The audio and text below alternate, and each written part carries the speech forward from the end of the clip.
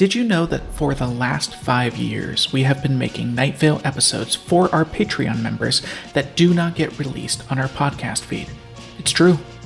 There are years of full bonus episodes, behind-the-scenes discussions, the in-world characters of Night Vale answering questions submitted by our listeners, and all sorts of fun oddities, like a full episode of Steve Carlsberg's In-World podcast, or the bonus episode we just released this month, which is the recording you hear if you are unfortunate enough to be caught doing something against the rules in Night Vale. That's a particularly fun one. To give you a taste of what you can expect, we are putting up here the very first Patreon-only bonus episode we did back in 2018.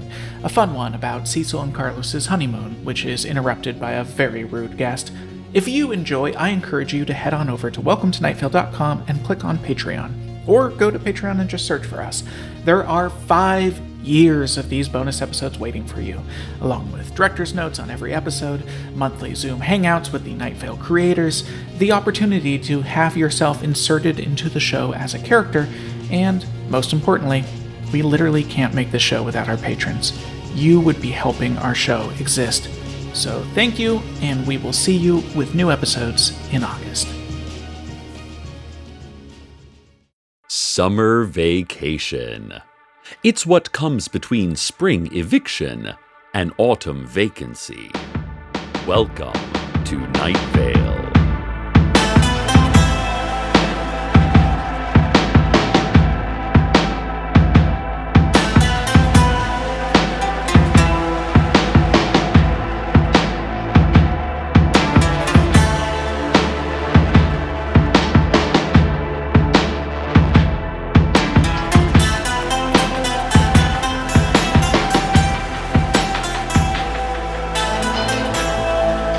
Listeners, a tropical holiday. Is there any sweeter combination of words in the English language? Well, it is widely said that cellar door is the most beautiful phrase in English. Interestingly, cellar door is also the leading cause of death among Night Vale citizens, but we are not here to speak of the cellar people and their crimes. We are here to listen to me talk about the great vacation I just had. You know, the news. Carlos and I had the most romantic trip for two to the Dylan Palms Resort on the beautiful tropical island of Barambo. We were celebrating our 3rd anniversary together, and anyway, after years spent in the searing heat of the desert, you just want to take a trip somewhere nice and cool, like the tropics. He was thrilled when I surprised him with the tickets. He said something about the two of us discovering ourselves or something like that, and I was like, okay, yeah, let's do that. With margaritas. By a pool. The Dylan Palms was a jewel on a jewel within a jewel. Those 3 jewels being a nice hotel, a beautiful island, and a crystal sea, respectively. He said something about unpacking, and I said, start with the bathing suit, bunny, because we are getting in that swimming pool. Cecil came to me with the idea of a trip to Barambo, which is home to the rare, irksome screaming parrot and several tropical-flavored molecules that I had never been able to study in this desert climate. It sounded like a truly great scientific expedition. Yes, the two of us can make such discoveries together, I said, thinking already of the research papers we could generate just on the parasites that feed on the screaming parrot, let alone the never-before-mapped structure of the islandtastic mango molecule. Oh, can we? He said. Okay, sure, let's do that. He seemed taken aback that I was bringing him in on the scientific process, but surprisingly excited about it. The Dylan Palms was a first-class resort, a third-class supermarket, and judged by the standards of a cutting-edge medical research center, it was terrible, since it had few laboratories or medical equipment and mostly was made up of hotel rooms and swimming pools. I'll just need to unpack my lab, set everything up, and then we can get right to work, I said. He suggested we start with some aquatic research, and it seemed as good a place as any. He never gets to do science, so I definitely wanted him to take the lead and research the things that interested him most. I am the faceless old woman who secretly lives in your home. Yes, I was there too. Secretly. But they weren't home. They were in a hotel on vacation. Why were you secretly living with them on vacation, you might demand of me, if you were very brave or very foolish? I don't know. I just kind of ended up there. Not sure why or how. But there are worse places to secretly live for a bit. I secretly lounged. I read a crime thriller, secretly, in a reclining beach chair. Secretly, I got a tan. And of course, I saw. I always see. There were several swimming pools, including a special pool that only those who understood time well enough to definitely say how old they were for sure were allowed to swim in. That one had a swim-up bar, much fewer vortexes than the less luxurious pools, and these super fun underwater speakers that played the pitiful cries of all those who had previously died in the pool. We didn't just lounge and eat, of course. I mean, that's mainly what we did, vacation and all that. But we also did activities. We ziplined, we rode horses. We rode horses on a zip line, which was complicated and terrifying, and I don't think the horses liked it much at all. Ooh, we also went horse rioting, where we joined a group of horse activists, concerned about the structure of a society in which they are systematically displaced and often forced on capitalist zip lines against their will, and expressing those concerns by committing acts of property violence. It was great fun. The one thing I didn't get was Carlos kept asking us to walk around in the jungle or up hills and stuff. It was tiring and not relaxing at all. I came here to get away from it all, not to walk around experiencing and learning things until my feet ached. The best part was definitely the hiking expeditions we took in search of the irksome screaming parrot. I wore my hiking lab coat and plenty of water in various beakers strapped to my waist. Cecil dragged along the portable broadcasting equipment even though he wasn't communicating with anyone. He just doesn't like to be too far from a microphone at any time. Isn't he adorable? He is. That was the answer to that question. Like, scientifically, he is adorable. I could show you charts. Like, I should show you charts. Let me get the... all right, never mind. Never mind. You don't need me to show you charts. Just empirically, he is adorable. Just know that. I will be honest, though. He's not the best research partner. We both went on this trip for the same reason.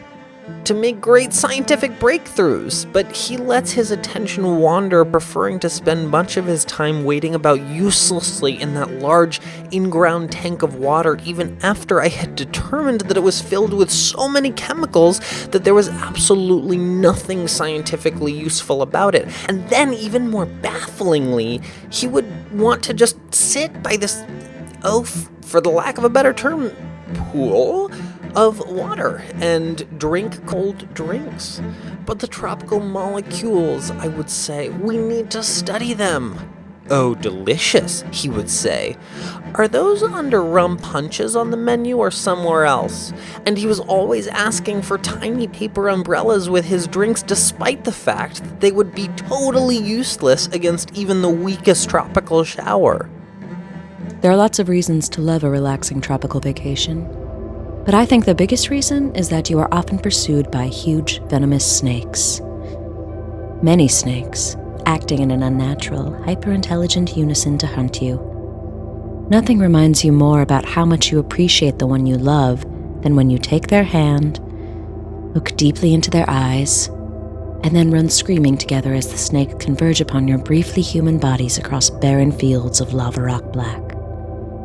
I watched so many couples get devoured. Some by the snakes, some by the sharks, most by the unrealistic expectations they had placed on themselves to be different people in a different couple if only put into a different context, as if location was the same as self, which it is not. You are you, wherever you are. Only the quantity of deadly predators surrounding you changes. It's like they say, you can't run away from yourself. Although if you are ever out one day and see yourself coming toward you, something terrible is happening and you should at least try to run. The scientist and his radio boyfriend were fine. They had some experience with how life-threatening life is, and so hardly even noticed all of the things that could have killed them as they traveled. It was left for me to notice, and to write down their every possible death in Sharpie on the insides of their t-shirts. We opted for the private dinner for two, which was an absolutely picture-perfect romantic situation, in which we got a normal table in the middle of their crowded restaurant, but they draped both of us and the table with a heavy canvas so that no one could see us and we could eat within that oppressively hot and completely dark bubble of romance. It was just dreamy. And the food was so fancy. And by fancy, I mean it was small. It was the smallest food. There was a pizza the size of a quarter, a cheese plate that was mostly plate, and a hamburger so thin that it contained no meat at all. Amazing what these chefs can do at these romantic date spots. Carlos and I could not stop talking about how romantic it all was, because the key to making an evening romantic is to regularly announce that it is romantic. He suggested a quick meal break from our studies, and I agreed. A fed mind is a useful mind. I will always be saying now that I've just thought of that. Wow. Anyway, but the meal break went on for some time, and he kept steering the conversation away from our science work and instead saying things like, "Look how tiny this steak is. Isn't that just the most fancy romantic thing, how little food they're actually giving us?" But I don't see much romance in eating. I see romance in work, in research. Can you think of anything more romantic than working regularly with the person you love? Having your vocation be entwined with your passion?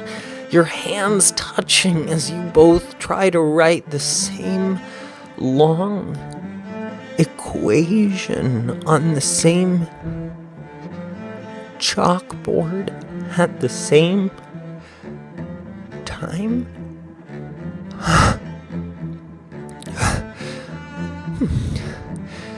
Frankly, though, despite his repeated statements that he is definitely very into science these days, Cecil has never shown much interest in the subject, and that is okay. Our interests don't have to match all of the time. I could show you on this other chart where I've mapped it all out, but basically it's fine as long as our interests include each other and a respect for what the other person does, and they do. They very much do. So this chart shows all of that. See? Oh, no, you can't. I don't know why I'm displaying a chart on the radio. That was so silly of me. Anyway, the meal, the tiny meal, it was okay. I was also crouched under the canvas with them. I like to crouch in the darkness with people when they think they are alone. I often crouch right next to you when you are alone in the dark. Imagine how startled you would be to switch on a light and find a faceless old woman just next to you, watching, waiting. I enjoy imagining how startled you would be. The talkative one could not stop saying things like, "Listeners, this is so romantic," and "Community calendar time. Tonight will be the pinnacle of romance." Already is, in fact. This has been the community calendar. The scientist just wanted to eat his tiny bites of food and get out from under the canvas.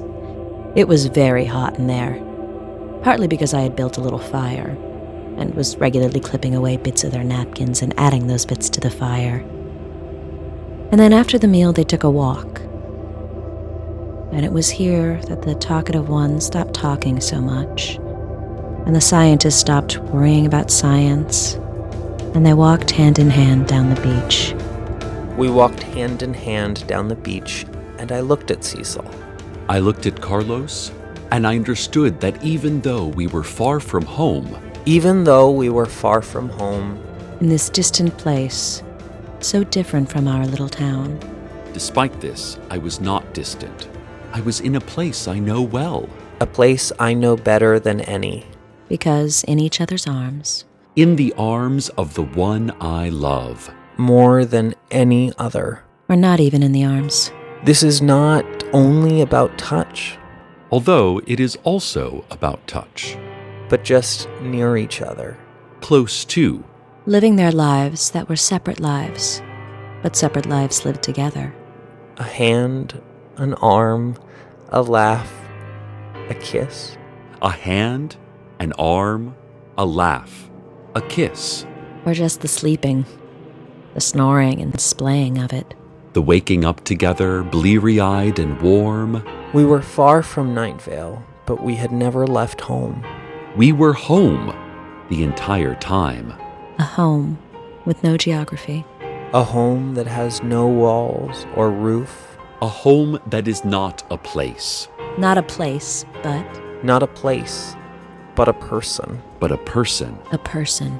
And so, no matter how far we ever go, as long as we go there together, we will still be home. A home that is not a place, but a person. Oh, okay. I get why I was there now. Because I was secretly living in their, Apparently I secretly live in metaphorical homes, too. That's good to know. That's good to know. This is a great way to get some free vacations. Well, so, anyway, there's a spider on your leg, and I think it can tell me valuable secrets about you. I'm going to encourage it to have lots of children. Bye. Hey. Hey. Thanks for taking me on vacation. Thank you for going with me on vacation. See you soon, Poot. See you soon, Bunny. Well, listeners, it is great fun to travel the world with the one I love. The world is terrifying and awesome, and moving around on it gives you new, exciting perspectives on what a dangerous and ultimately fatal place it is. But despite all the wonders of tourism, the romance of a romantic getaway, there is nothing more solid and satisfying than a romantic... Oh, what's the opposite of a getaway? A stay-a-here? I don't know. But I do know the only thing better than traveling around with the person I love is coming back again with the person I love. We returned with shared memories, and they become part of our lives going forward, an ocean air and cocktail-tinted waver to our steady home life routine. And each memory of it becomes a brief echo of that waver for even a moment. And each moment adds up to an entire life, made up of our echoing, wavering memories. We had a good time in Barambo. Oh, I'm sorry that we accidentally sank it. I thought that was just a large seashell I was picking up. Okay, I'm not going to beat myself up about it. Stay tuned next for the sound of some strange captive bird flapping uselessly against the bars that hold it.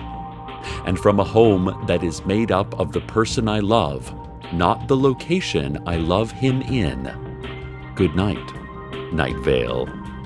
Good night.